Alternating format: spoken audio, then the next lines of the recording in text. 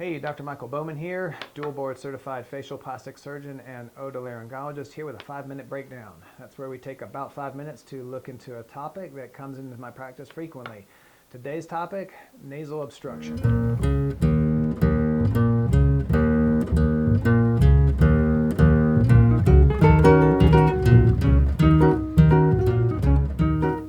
Nasal obstruction is a very common complaint for people coming into our office, and it actually covers a wide variety of different problems, and so we're going to kind of look into those different things that you can sort of expect. So before you come into the doctor's office, some things you want to think about is like, what's going on with your nose? Does it work better on one side than the other side? Is it a problem that's there all the time, around the clock, 24 hours a day, 365, or is it just a whole lot worse in the fall and spring, or worse in the evenings when you lay down? Do you use any medicines that might be impacting things? In particular, nasal sprays like Afrin, decongestant nasal sprays. You also hear of Vicks, Sinex, 4-way. Those decongestant medicines are addictive and absolutely will wreck your nose and can cause massive problems with bleeding as the addiction progresses. Intranasal steroid sprays like Flonase, Nasacort, Nasonex are available over the counter and are an excellent first thing to try even before you get to my office, so that we can just see if your nose responds to those simple allergy treatments. So when you get into the office, we're going to go over your history, some of those things we just talked about, kind of see if we get any clues to allergies or chronic sinusitis or other things that may be impacting the nose. And so we're going to treat those things first and see if easy medical treatments can make a difference in terms of alleviating your symptoms. If the Flonase and antihistamine do the trick, then fantastic. If you have super bad allergies, we may end up talking about allergy testing and going down that rabbit hole and seeing how much that can help you. But if those medical treatments don't do as much as you would like, we may begin to discuss the possibility of surgery if that's something that you're interested in. And so there's kind of 3 main aspects to nasal obstruction that most people kind of run into. So most of you have probably heard about septum, a deviated septum, and then turbinates. So the combination of a septoplasty, which is a septum straightening operation, and a turbinoplasty, which is a turbinate shrinking operation, is a very common problem for someone that doesn't breathe well through the nose. And typically they're going to say, I don't breathe well at all, but my right side is always worse than my left side. And their doctor will look inside and say, hey, your septum is really crooked off to that one side. That's why you're not breathing well over there.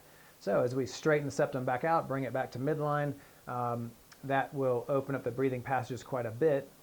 The turbinates, if you look inside the nose with a flashlight, you'll see some swellings from the outside of the nose kind of poking in with a little downward turn.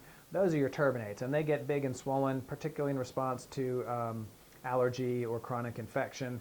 And so shrinking those down can also go a long way to opening up the lateral, the outside aspects of the nose. So for many people, septoplasty and turbinoplasty does a great job of improving the breathing and can really make things better.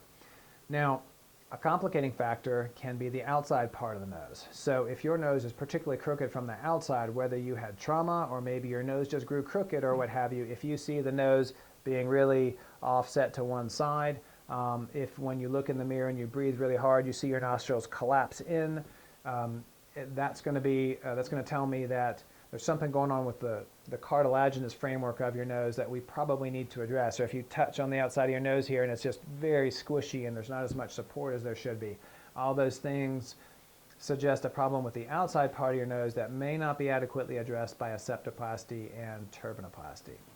So kind of sorting through those different options there will help your doctor determine what's going to be this combination of procedures. The one thing that I see the most that can be sort of a fault for some patients is they have a deviated septum and large turbinates, and so they're definitely a candidate for the septoplasty and turbinoplasty, but the external part of their nose is crooked and it's a little bit overlooked. And so if we call this front part of the nose the nasal valve, and if the nasal valve is the narrowest part in the nasal airway, and so it doesn't matter how good the rest of the nose is from here back with a perfectly straight septum and shrunk down turbinates, if that front part of the nose is still obstructed, you're just not going to see all the benefit that you want there. So you're going to want to make sure that your doctor is paying attention to all the different parts of the nose to make sure that your recommendations will fix you up 100%.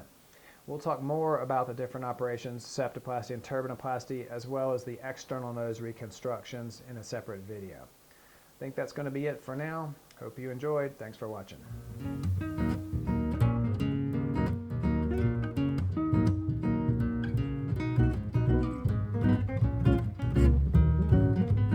Hey, thanks for watching this video. As always, this is meant to be general educational material and is not meant as specific medical advice for you or your family. If you have any concerns, please reach out to your doctor for appropriate medical advice. If you have any questions, please leave them down below and I'll answer them if at all possible. And if you're interested in making an appointment, please look down below for more information on how to do so. Thanks for watching.